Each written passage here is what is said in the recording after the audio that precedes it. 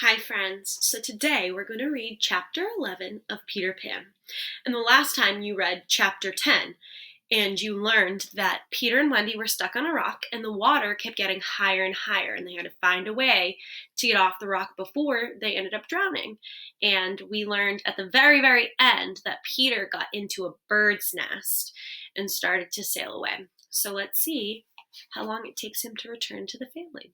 So chapter 11, the happy family.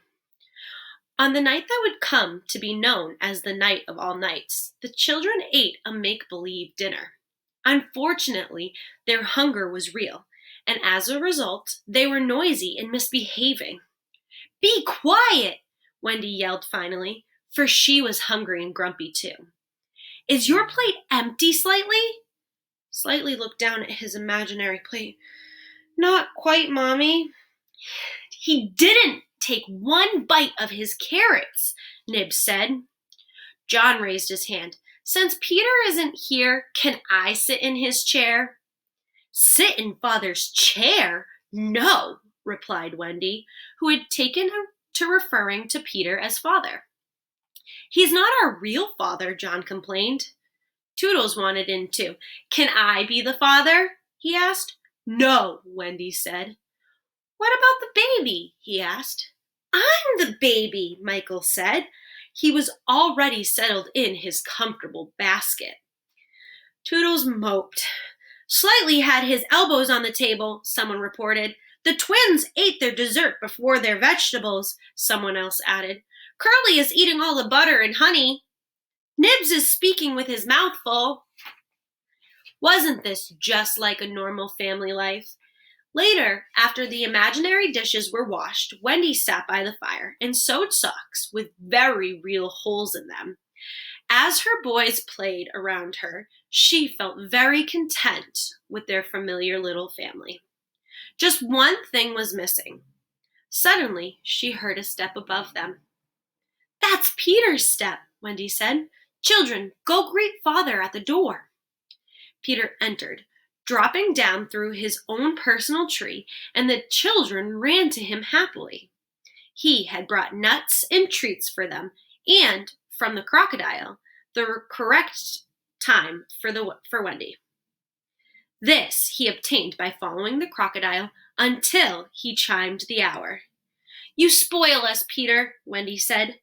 "We want to dance," the twins cried. "Go ahead," said Peter, who was in a jolly mood.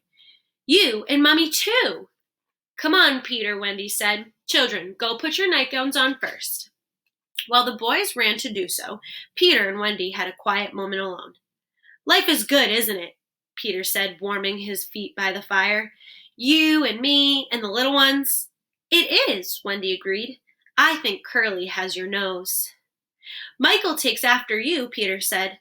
But suddenly, Peter looked scared. "Wendy," he said, "this is all make-believe, right? I'm not really their father."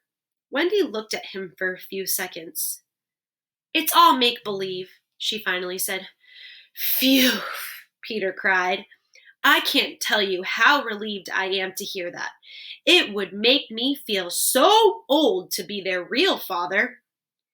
"And how do you feel about me?" Wendy asked.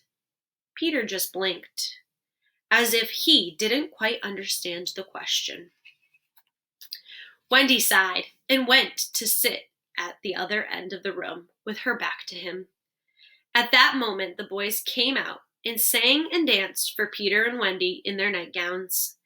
When they had finished dancing, the boys got into bed for Wendy's goodnight story, the story that they loved best and which Peter hated.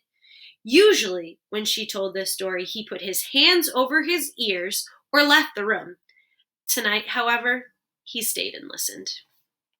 "Once upon a time, there was a gentleman," Wendy began. "I want a lady," Curly said.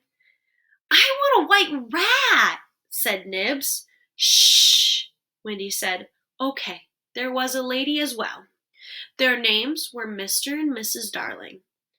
On the other side of the room, Peter flinched. "Hey," John said. "I know them." "Me too," Michael said. But he didn't sound so sure. Mr. and Mrs. Darling were married and had 3 white rats? Nibs cried hopefully. Children, Wendy said, and they had a nurse called Nana. But one day Mr. Darling got mad at Nana and chained her up in the yard, and so all the children flew away to Neverland. That is a great story, said Nibs. Imagine how sad these parents were after their children left, Wendy said. Poor parents, the boys moaned, but they were just pretending to feel sorry.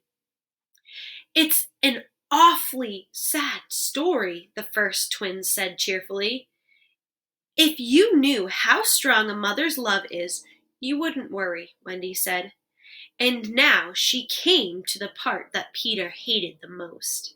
You see, Wendy said, the mother left the window open so her children could fly back one day. She closed her eyes. Can't you see it? Can't you picture the happy scene when the children finally fly back home? From Peter's corner came a hollow groan. Are you in pain? Wendy asked. No, but you are wrong about mothers. He took a deep breath. A long time ago, I thought my mother would also keep the window open for me, so I stayed away and played. But when I flew back, the window was locked. She had forgotten all about me, and another little boy was sleeping in my bed. Is that true or make-believe? Wendy asked, alarmed. Peter wasn't sure, but it scared the children all the same. So that is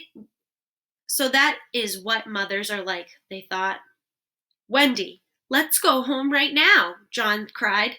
Maybe it's too late and the window's already locked.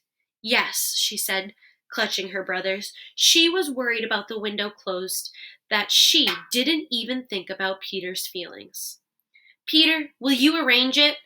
If you like, he replied coolly, as if she had asked him to pass the nuts. After all, if she didn't care, neither would he. Upset at the idea of losing their mother, the Lost Boys surrounded Wendy threateningly. We won't let you go, they cried. We'll keep you prisoner. Toodles, help, Wendy cried. Somehow, even though he was the silliest boy, she knew he was the right person to ask. Toodles stepped between her and the rest of the boys. You'll have to go through me first, he said. Peter spoke up. We keep no girls here against their will. Since flying makes you so tired, I'll have the Indians guide you through the woods. Then Tink can take you across the sea.